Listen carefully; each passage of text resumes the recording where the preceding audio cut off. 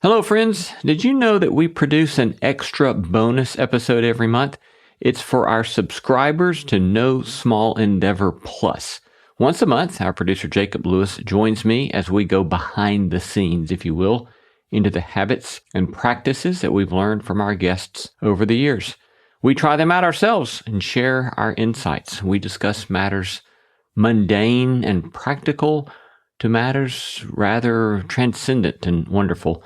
From things as simple and practical as gratitude and exercise routines to discussions about matters like awe and how we might frame our understanding of time.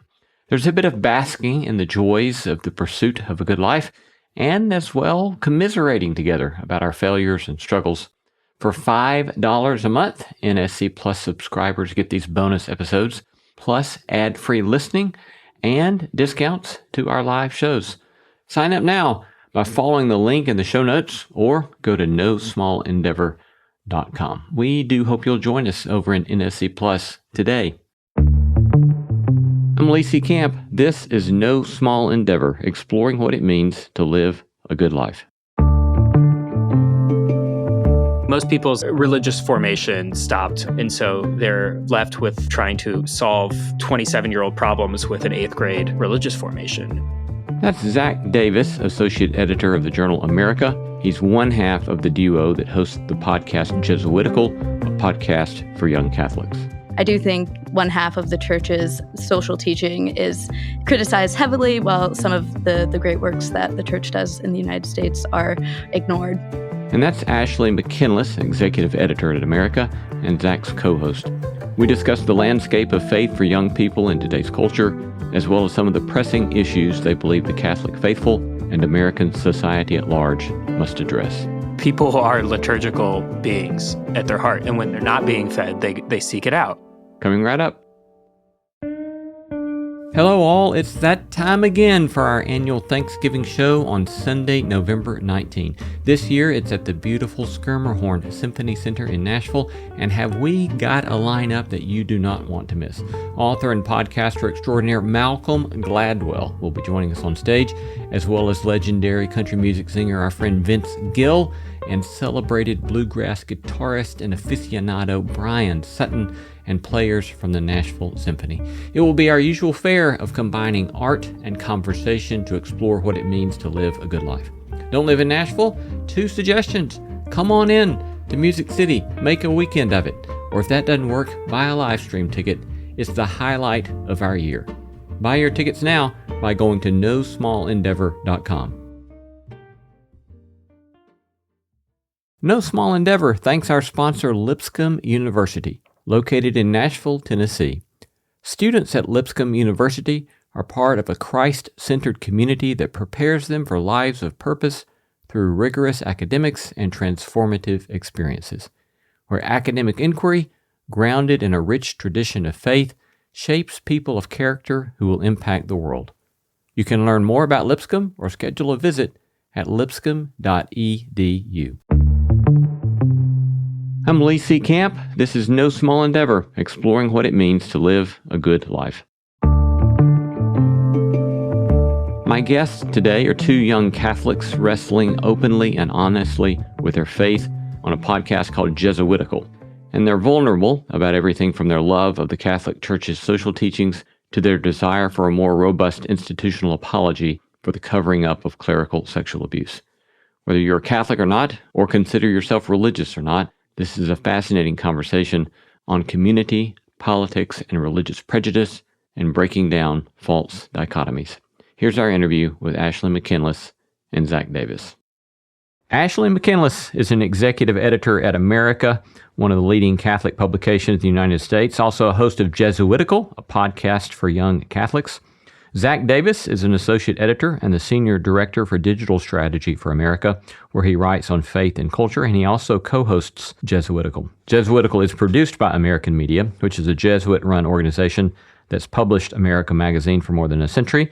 And while obviously it's a Catholic publication, they, and I guess I would say along with the Jesuits, have not always seen eye to eye with the hierarchy and often kick up some fascinating intramural debates, arguments, and conversation. So super delighted to have today Ashley and Zach. Welcome, guys. Thanks so much for having us. It is really great to be here, Lee. Yeah, really, really pleased to have you with us. You brand your podcast Jesuitical as a podcast for young Catholics. So why focusing on young Catholics? Well, when we started it, we were younger. Yeah, so we've been doing it about 6 years now. So we were, sort of 20-somethings. Yeah, we both crossed the 30 threshold at this point. Yeah. But when we started, we were in our mid-20s. And we had this great privilege of working at a Catholic institution and having that built-in community where you could have conversations at the happy hour bar after work about faith in a more laid back and honest way. And we thought, there's probably a lot of Catholics in New York and in cities and towns across America who maybe had that community in college or in their youth group growing up and now find themselves in a new city, maybe with a not so nourishing parish community and who are hungry for those conversations. So those were the people we were thinking about when we started the podcast. Yeah, I think this is probably true not just in religious communities, but I think people struggle a lot transitioning out of college life where you're just sort of swimming in socialization all the time, and then you get dropped in a new place where it's really hard to make friends. And so there's a community that we wanted to build up, particularly for Catholics. But I also feel like I was experiencing this in my own life where as soon as I mentioned that I worked at a Catholic magazine or that I studied theology in college, you would just see like the faucet just come on for people. Like they were so grateful to have a chance to talk to someone about religion. And I would just hear everything that they had ever thought about their own experience, other religions, their own religion, why they don't identify anymore. And so we got the sense that people were hungry to have deep, meaningful conversations, but not in such a formal setting. And so we try to have some fun doing it as well. And I don't think it was an accident that this was happening under Pope Francis's papacy, because not only did that open up space for conversation within the church, but it also, like Zach said, kind of like people's on the outside interest. They, for the first time, they were like, saw a Catholic figure. They were like, oh, wow, like I can be proud of that guy. Look at the amazing things he's doing for refugees and saying about the economy. And so there was this like both opening within society at large for openness to what the Catholic Church was saying, and then within the Catholic Church to have these conversations. Yeah. As an outsider looking in, it does seem to me that Pope Francis is either super celebrated among a lot of Catholics or looked upon with some suspicion by a lot of Catholics. I don't know if that's fair or not, but what's your take on that kind of potential strong reaction one way or the other with him? Yeah, I think you're 100% correct. For some people, it's a breath of fresh air. Francis is, he's not really interested in trying to like steer clear of controversy or confusion. He's totally fine with sort of people having that range of views with him. But for a lot of people, the Pope represents sort of stability, right? It's this institution that has like outlived dynasties and political traditions, and the papacy has always been there. And anytime someone comes in and tries to shake that up, it really cuts deep, I think. Yeah, and it can be confusing for Catholics who perhaps love Pope Francis, but under Pope Benedict or Pope John Paul II were maybe more critical of papal authority and wanted less centralized power in the church. And now we find some of those camps swapped where you got a lot of Pope fans among the more liberal Catholic crowd. And as Zach said, those who liked the clarity that someone like Pope Benedict brought, feeling a little bit adrift and unsure where this is going. Yeah. Another thing that I'm kind of watching, I have a dear friend who's a Catholic priest here in Nashville, and one of the things I hear him saying, and I don't know if this is true in dioceses across the country, but he's saying that one of the things he's seeing is that there seems to be a swing back towards more traditional forms of Catholic liturgy and faith among a lot of younger folks. Are y'all seeing that, or is that kind of something that's kind of widely being experienced in American Catholic experience? Sure. I mean, I'll talk about this because I certainly felt an attraction to it in college. So when I was in college, I came out of sort of probably like a charismatic Catholic group, youth ministry, and got to college, and lots of things. Just charismatic Catholic kind of blows some people's minds. It does. You can really find it all under the Catholic sun. I got to college and started meeting some people who introduced me to this, like, I don't know, retrograde Catholic parish in Chicago that was celebrating Mass in Latin in the way they used to before the 1960s. And I went and I was like, this is beautiful, right? I mean, they were really like attentive to their music, their motions. It was choreographed with the precision of a Broadway performance. And, for someone who, goes to church and sometimes it's feels like the priest thought of the homily on the walk from his car to the sacristy and is kind of just going through the motions. That was really moving. And when you're a young person, I think lots of your life is in flux. And to be honest, like just living in a contemporary world right now, like values and things are changing all the time. And so having something that feels fixed, that feels ancient, that feels intentional, those are really, really attractive to young people. Now, there's a lot of stuff that sort of comes with that I eventually found not so great. But I don't know, Ashley, what do you see? Well, so one thing I think is it's a small but vocal minority. So when we say a lot of young people are attracted to the Latin Mass, it's still a minority, but it's kind of a fascinating minority. I like every few months, the New York Times will discover these traditional Catholics and do a feature story on them and how they're bucking the trend in New York City by worshiping in Latin and all that. But one thing I think that in the United States, it's different than much of the Catholic Church in that, unfortunately, the polarization of the country has infiltrated the church. And so Latin Mass is not just coded as, oh, I like a certain type of music and liturgy. It comes with all of these other theological and political beliefs that you kind of map onto that. And so then it becomes a flashpoint in a way that it's not in other countries in the Catholic Church. Well, and particularly now that, Pope Francis has tried to actually crack down, I don't know, that's already a loaded word, but restrict Mass in Latin and really tried to, and so I didn't realize that. And so, he's sort of fed into this that was already existing, this sense of polarization, where now it's like Pope Francis is against the more traditional liturgy, and that just is like made that polarization explode. What's his public justification for that? So basically, Catholic Church had the Second Vatican Council in the 60s, and this was the big church meeting that opened up the Catholic Church to the modern world. And one of the major visible parts of that was leaving behind the Latin Mass, celebrating the Mass in vernacular, so in English in the United States.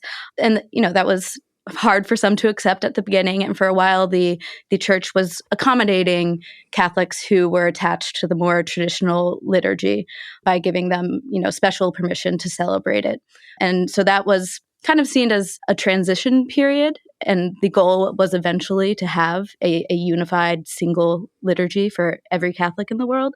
And what Pope Francis said is that these accommodations were supposed to be a stepping stone to unity, and instead what we're seeing is they are causing divisions in the church, and we have basically like two separate groups of Catholics at this point. So his kind of tough medicine to that was to start placing greater restrictions on who and when you could celebrate the Latin Mass. Yeah, I mean, when I was attracted to the Latin Mass, I thought, okay, I'm better than everyone else because this is clearly the older way to do liturgy, therefore it's the better way, and I'm more reverent way. Yeah, I'm better Catholic than other people. I don't think a lot of people are willing to admit that's how they feel, but I feel like that's more prevalent.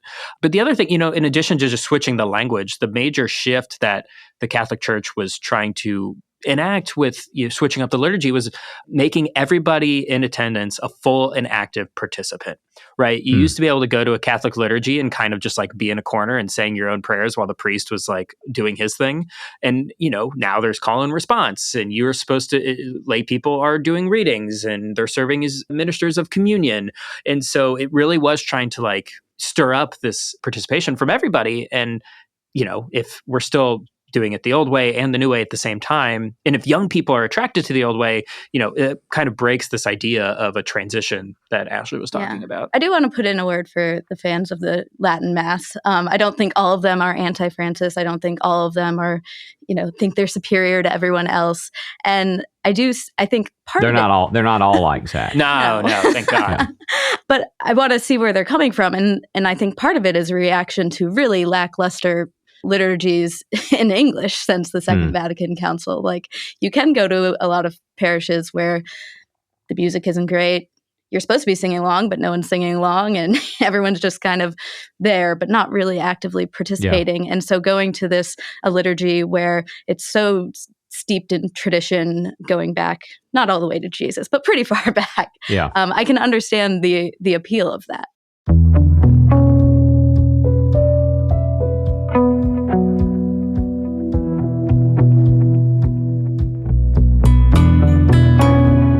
listening to No Small Endeavor and our conversation with Ashley McKinless and Zach Davis, hosts of the podcast Jesuitical.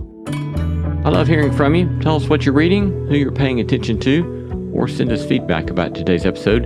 You can reach me at lee@nosmallendeavor.com. You can get show notes for this episode in your podcast app or wherever you listen. These notes include links to resources mentioned in this episode, as well as a PDF of my complete interview notes and a full transcript. We would be delighted if you'd tell your friends about No Small Endeavor and invite them to join us on the podcast. It helps extend the reach of the beauty, truth, and goodness we are seeking to sow in the world.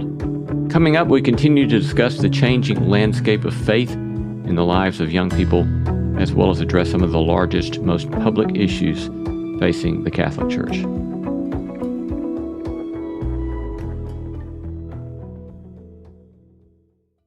Sometimes what you need is an ER right around the corner. Reassurance that it's heartburn, not a heart attack. Or a specialist who takes time to listen.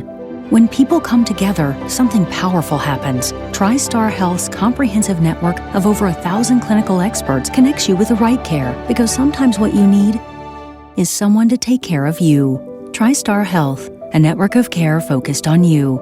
Connect with the care you need at tristarhealth.com. I'm Dr. Laurie Santos, host of the Happiness Lab podcast. It's never too late or too early to learn how to feel happier. So my new season has well-being tips for you, whether you're aged 3 or 103. Or 6 like me. Did I mention I have some amazing co-hosts for this season? And do not forget cute and furry. How could I, Grover? I'll be joined by my fabulous friends from Sesame Street. That's us. Hello, everybody! Hey, fairy friends! Be sure to listen wherever you get your podcasts. Oh, I am so excited! This is gonna be so magical.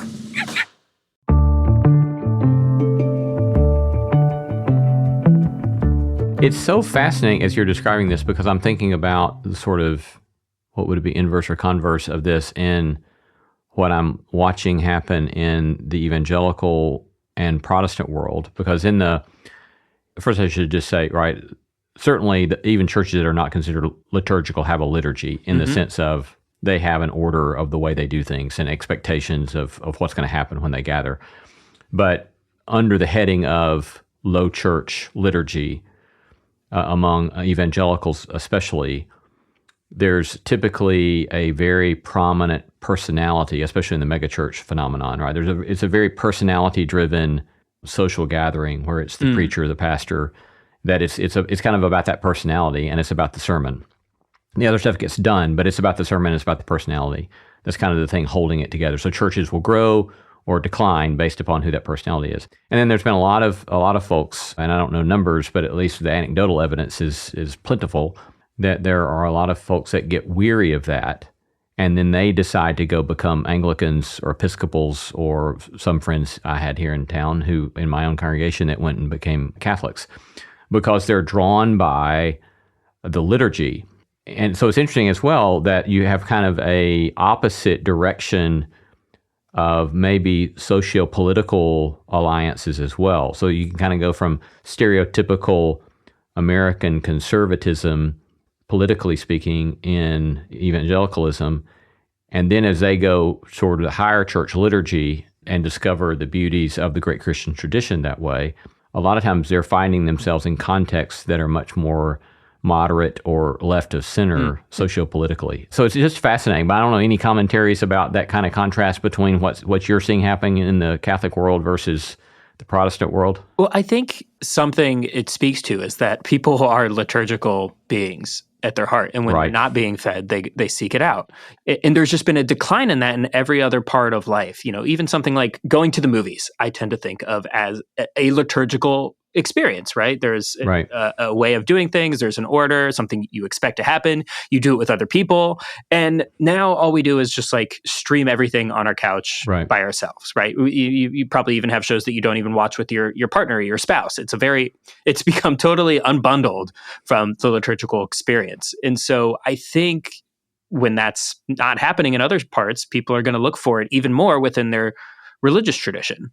Yeah, and it's interesting. You have a similar movement of Anglicans to the Catholic Church, which is why you have in America people are shocked to find out there actually are married priests. they're Anglicans who are married in their church and come to the Catholic Church. But I wanted to go back to what you were saying about strong personalities. I had never really thought about the fact that for many Catholics, priests are shuffled around. So you're not gonna. There are some churches where it's a big personality who's been there for a while and becomes kind of a local celebrity, but there isn't that continuity often. And it reminds me of a conversation I was actually having with my dad on Sunday. We were talking on the phone, and he was like, he's Presbyterian, but he goes to Catholic Mass with my mom every week, and he was just like, Ashley, why are Catholics so bad at music and at preaching? and my only answer was like, well, we're there for the sacraments, not for all the other bonus content. And so both the person of the priest is often de-emphasized, but also some of those things that would make it a more joyful and fulfilling celebration. Which is ironic at one level, because obviously in the Catholic tradition in Europe, you have centuries and centuries of spectacular artistic, aesthetic beauty in architecture, in music, in painting, in the arts. And so you would kind of expect that... we would have carried that on. Yeah. You would carry that on. That was only for people who were illiterate so that they could learn the Bible through music and art. But, I think what's happened in, modern society is that we have the church, and I think this is maybe true across traditions, what I call like the electric company problem. We basically think like, well, we have spirituality and you can't get it anywhere else. So of course you'll come to us. So we don't need to attract you with music or preaching or anything else because, we're the electric company. You got to pay us for your electricity. You got to come to us for your sacraments. And now I think, young people are realizing very quickly that they can find spirituality in any number of places that are at the gym, even where there's a sense of purpose, a liturgy, people care if they're there or not, those types of things. Yeah.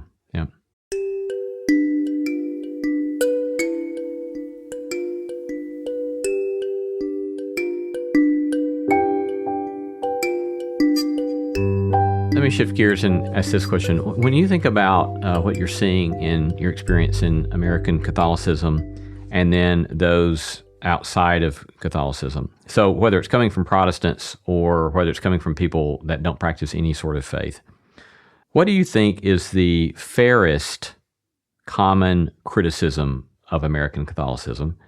And what do you think is the most misplaced or unfair criticism of Catholicism in the United States? I'll start with the most unfair, if that's okay.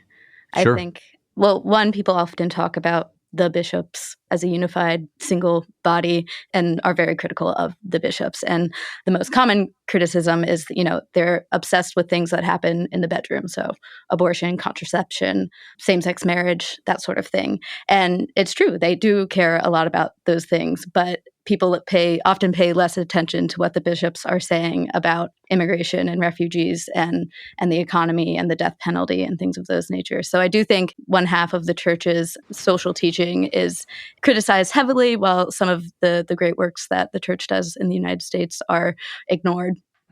Yeah, thanks. And what's the most fair criticism? I'll say this here in the United States. I think, I'll give the same answer as Ashley, that we have placed a greater emphasis on teachings of sexuality and sexual morality above a lot of the other things that exist in our social tradition. So in the same way that you could say that people just aren't paying attention, I think Catholics themselves tend to put their money and their emphasis in their small groups and their committees and their political action groups and all those things really on a couple of issues. And so I think there is some truth to that stereotype. And some are unhappy that we've seemed to take over the Supreme Court. 6 out of the 9 justices are Catholics. So I do hear a criticism that, where the Catholics are imposing their vision for the country from the top down in unelected ways. Yeah, why would you speculate, or do you know of any kind of sociological analysis on this as to why the attention has fallen so heavily on the matters you mentioned, sexuality, as opposed to the great, Christian tradition, the social teachings of the church, for example. Or, I know, for example, when I was growing up in Alabama, Protestantism, we would have extremely rigorous teachings about sexuality and lust. Our preacher was rather obsessed with making sure we teenage boys didn't lust, and so we heard about that all the time. But I don't ever remember having heard a sermon about nuclear war or war generally, or about racism, or about social ills and social mechanisms of poverty and so forth. We did have some of that in our own particular Protestant tradition in the 19th century, but it was completely lost by the time you got to the end of the 20th century.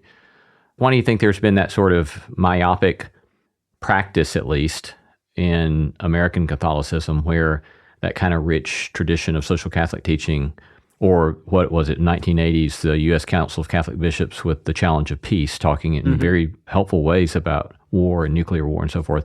Why does that not get more traction, you think, in common Catholic experience? I think in some ways the sexual revolution made it really difficult. I don't think the church has still quite figured out where it fits in a post-sexual revolution world. You could, it was a lot easier to be like a Catholic Democrat when you were JFK, or you had different problems, right? So JFK's problem was that people thought he was going to be sort of a lackey for the Pope. And Joe Biden's problem is that his own bishops and his own tradition don't think he's Catholic enough. And so I think that tells a lot of the story right there. And in terms of you talking about your own upbringing in the Protestant South, I think a lot of the Catholic focus has actually come from some ecumenical alliances that Catholics have had with Protestants who have found common cause, I guess, for a lot of these issues. And so you've seen sort of like a joining of arms in trying to address these things. But Ashley's much more the political junkie than I am. Well, no, I do think it's important not to underestimate how momentous the sexual revolution is in the life of the church and how relatively new it is in the life of the church. The pill, abortion on demand, breakdown of family, these are all things that the church is still coming to grips with and formulating a response to. And they're issues that, unlike, when the bishops talk about nuclear war, you don't feel like it's either a personal attack or a personal affirmation of your life. And so people feel these issues much more deeply, and we don't agree. And so working those out it's a lot tougher.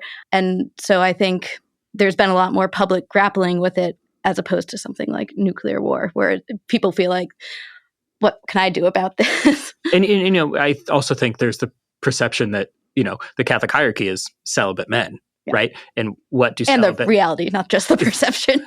Yeah, back to the Ferris critique. Yeah. Maybe, our hierarchy is celibate men. And so there is a sense of, what do these celibate men have to say to me and my private sexual life? I think that will maybe be the biggest hurdle for a lot of people. I remember in my grad school days at Notre Dame, I don't remember the numbers, but I was shocked to hear what percentage of the church, of women in America, Catholic Church, did use birth control in disobeying the teaching of the church in that regard. Yeah, I think it's like 95%, around there. Yeah. Maybe a little more.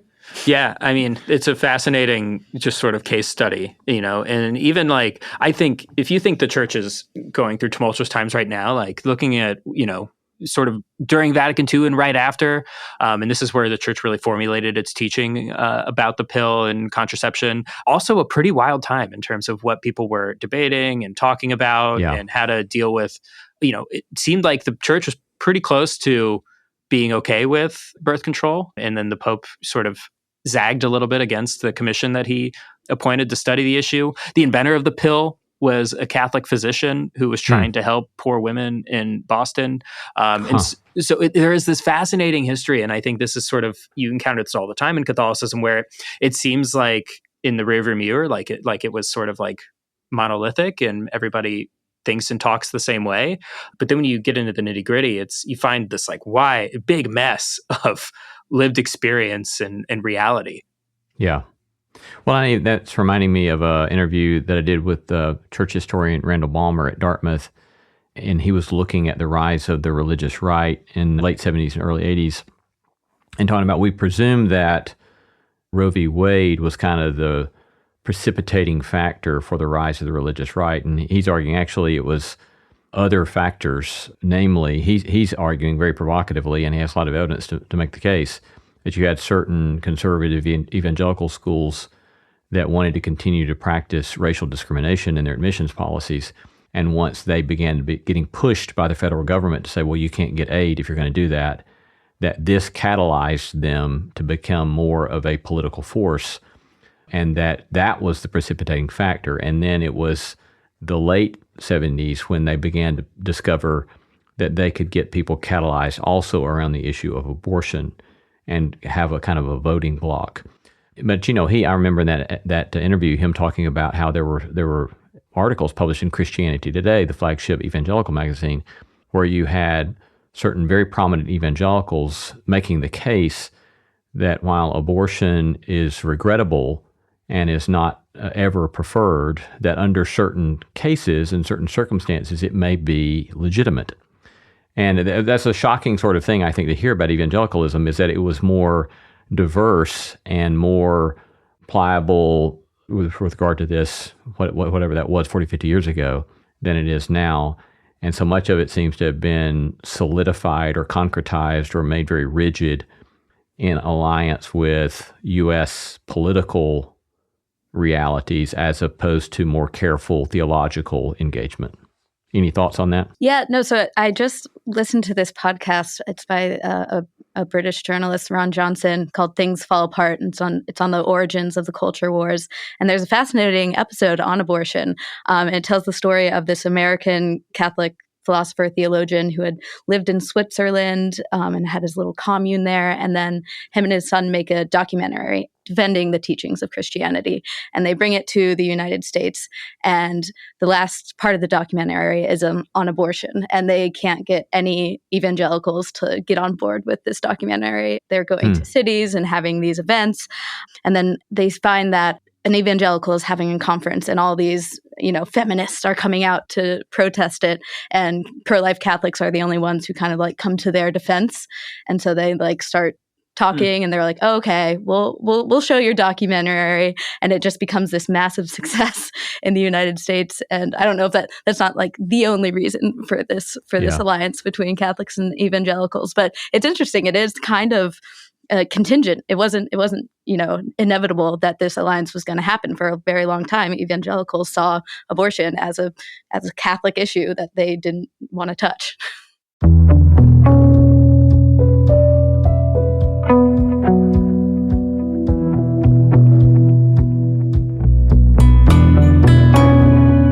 Coming up is a short break, but after that, Ashley and Zach discuss some of the more troubling issues the Catholic Church is concerned with, such as immigration and sexual abuse, as well as what they see as threats and signs of life in the landscape of faith for young people. Hey friend, if you didn't know, I started a newsletter a while back that comes out every 2 weeks. I've been delighted to hear from so many of you about positive response to the newsletter.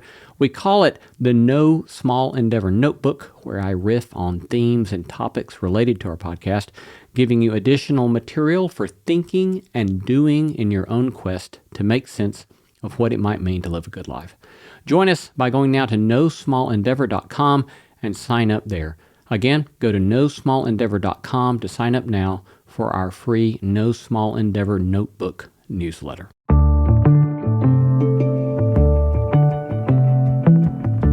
One of you, I think maybe Ashley, you mentioned the question of immigration, and that's obviously a pressing concern socially, politically, and obviously as a matter simply of human compassion. But it's also, seems to me, an acute concern for Catholics, given that so many immigrants are Catholic. And I understand that maybe you've written some on the root causes of forced migration out of Central America. Is that correct? Yeah, Would you kind of give us some of the things that you're learning from that kind of work?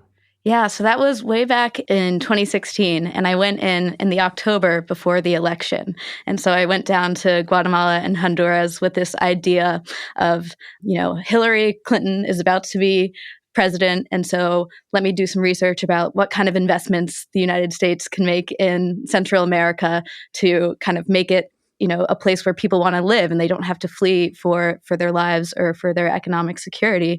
And then I get back and the election happens and I suddenly have to write a completely different article. Because like the wall, build that wall was build the wall was, that was the rallying cry of Trump. So the article changed from being, okay, here's, the Marshall Plan for Central America to, if you build the wall, they will still come, because that's the reality on the ground. That if you think your daughter is going to be forced to become a gang wife, you're not going to stay put. And so that's the reality I saw on the ground. And yeah, it's an issue for Catholics, not only because they are Catholics, but because there are so many Catholic agencies on the border doing the work of welcoming and integrating migrants and refugees, and they've become political targets. There have been Republican lawmakers who have, wanted to have hearings into, where these Catholic immigration agencies are getting their money and if they're breaking the law in order to get illegal immigrants into the country. So it's become a very live political issue in the last couple of years, especially. If I can jump in real quick, Sure. I think just to recent events, you have this fascinating thing where you have a Catholic governor, Ron DeSantis, who flies presumably a bunch of Catholic migrants to California and drops them off at whose doorstep? Catholic Charities, right? And so, like as Ashley says, like the church is doing a ton of work to actually just like respond to the broken immigration system on the ground. But people on both sides, like a lot of people would tell you that Joe Biden's immigration record has not been any better than Donald Trump's in a lot of ways. And so it's been broken from both sides, but on the church on the ground really is doing a lot of the work behind the headlines that you see. My understanding from a friend who did work in Central America for 17 years pointed me to some of the historical work that's been done that points to the fact that a lot of the immigration crises that we're still facing today relate to American Cold War policies that so ripped the fabric of a lot of those countries. But did you find any of that, Ashley, in your work, as seeing that still seems to be pressing on the social fabric of such communities? Yeah, for sure. So in many of these countries, El Salvador, Nicaragua, there were, civil wars or government versus paramilitary groups. And the U.S. policy was generally to send arms and money to those who were trying to defeat communist leaders.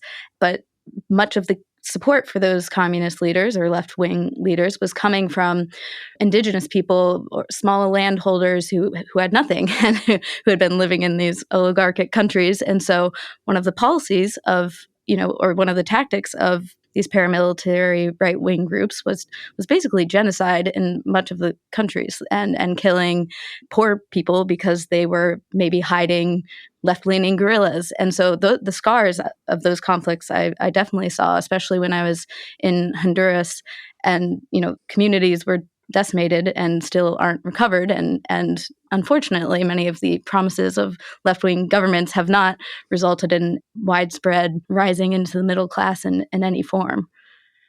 And you even have someone like Oscar Romero, who is a saint in the church, who was killed in El Salvador by U.S.-backed forces, right? So he's literally shot while he's saying mass by a group that our government was funding. Yeah, it's shocking.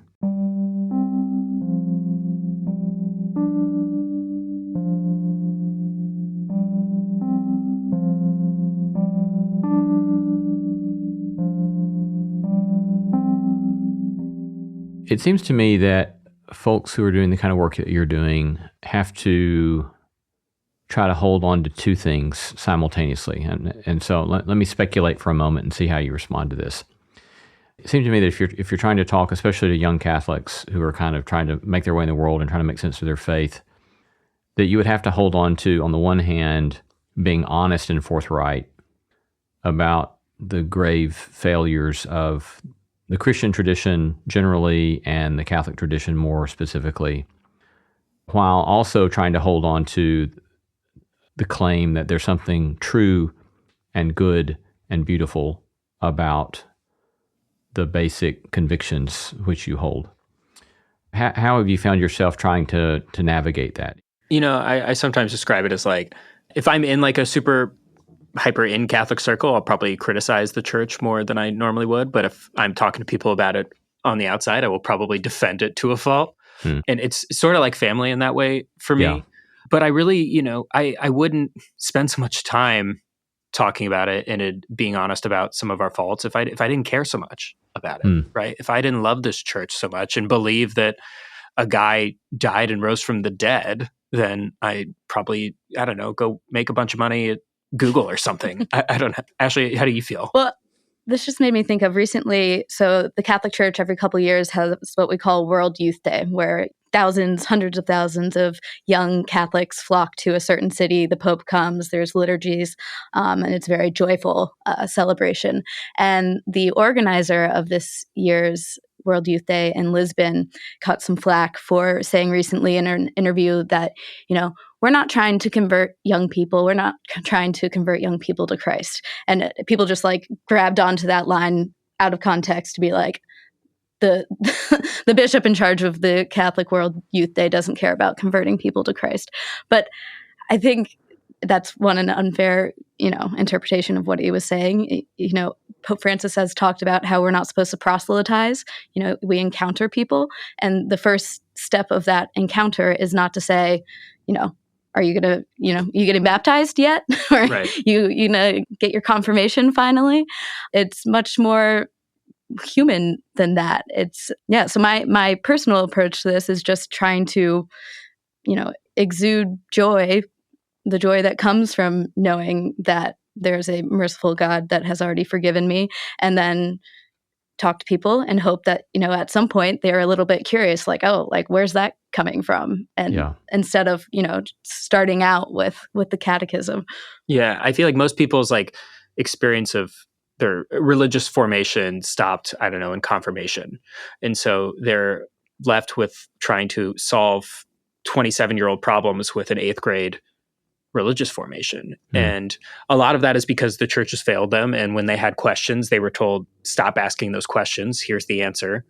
And if we can create a space where people feel okay to ask those questions and dig into those curiosities and still feel like they're allowed in the church or be able to claim this Catholic identity in some way, then I think we've succeeded.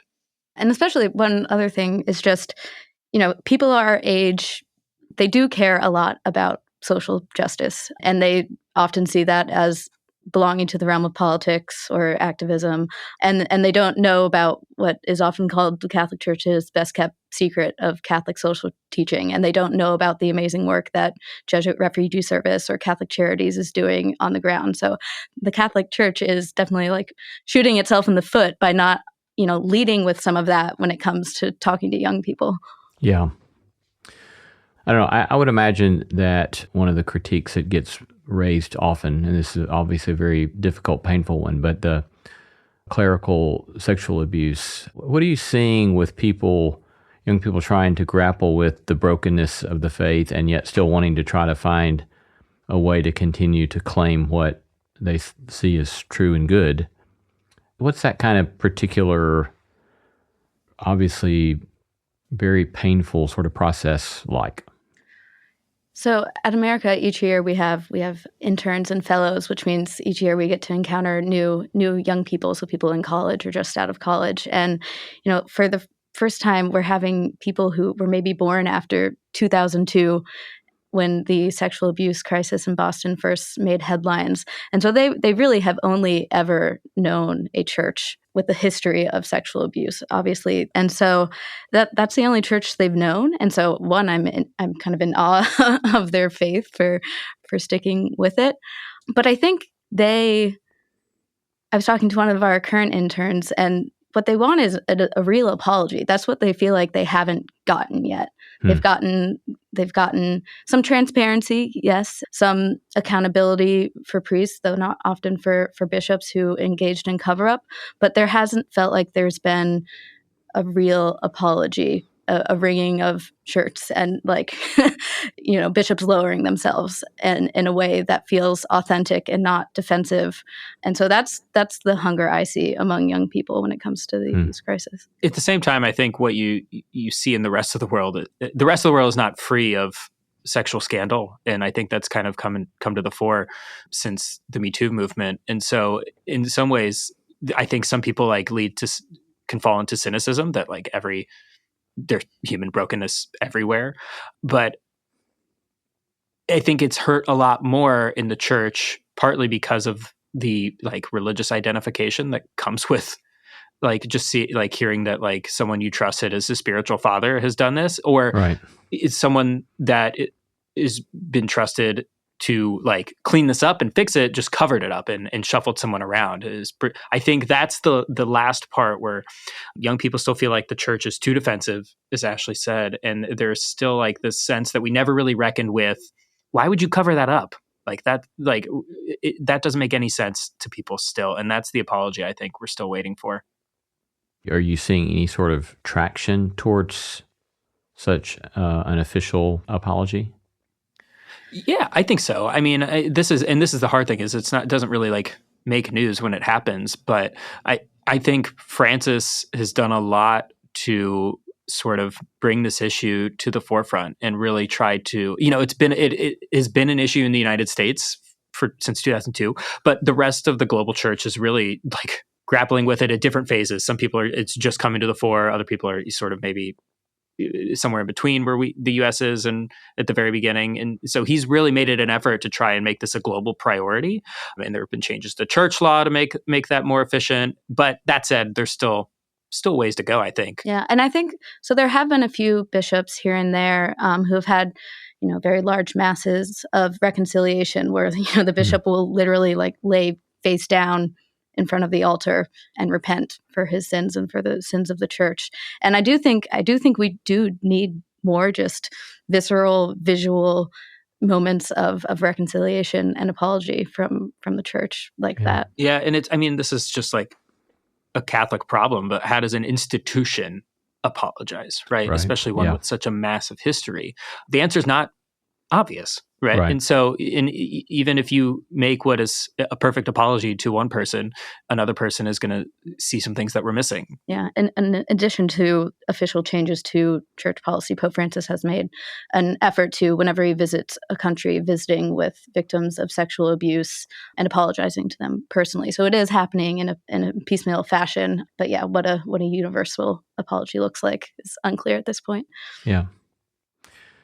Any other sorts of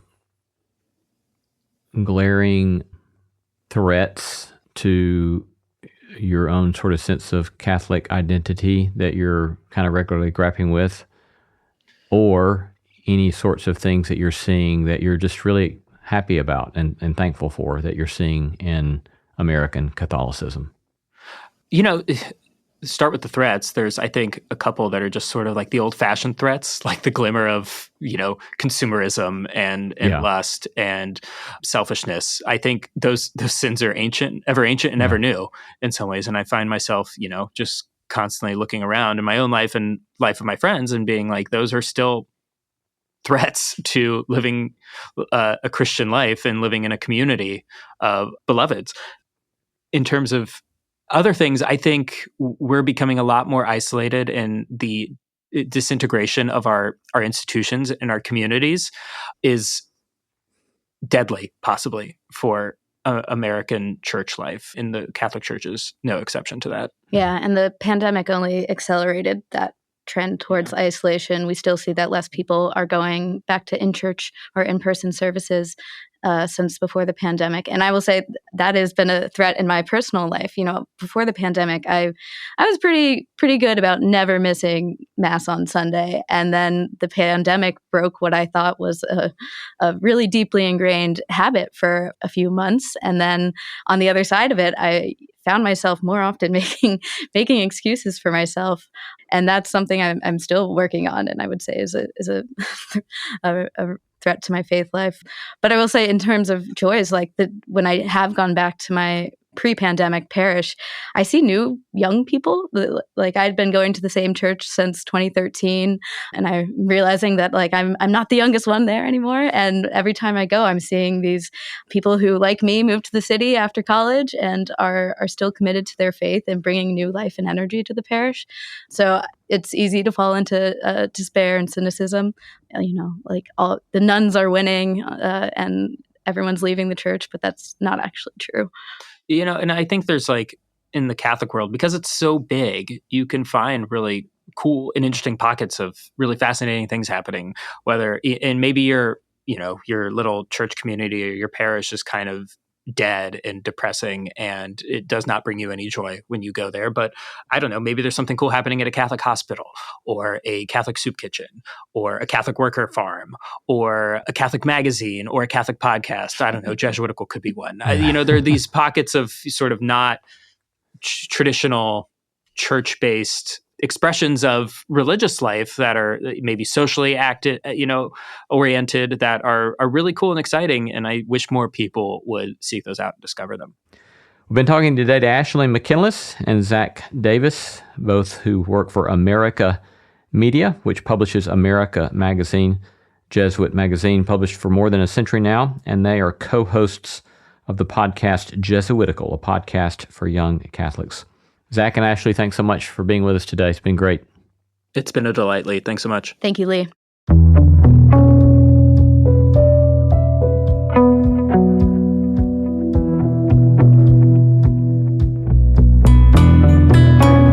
You've been listening to No Small Endeavor and our interview with Ashley McKinless and Zach Davis, hosts of the podcast Jesuitical, a podcast for Catholic young people.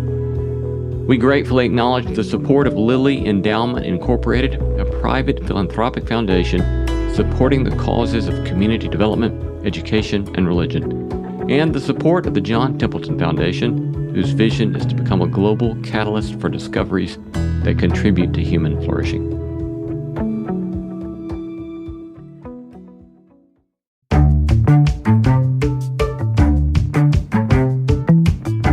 Our thanks to all the stellar team that makes this show possible: Christy Bragg, Jacob Lewis, Sophie Byard, Tom Anderson, Kate Hayes, Mary Evelyn Brown, Carriot Harmon, Jason Cheesley, Ellis Osborne, and Tim Lauer. Thanks for listening, and let's keep exploring what it means to live a good life together. No Small Endeavor is a production of PRX, Tokens Media LLC, and Great Feeling Studios.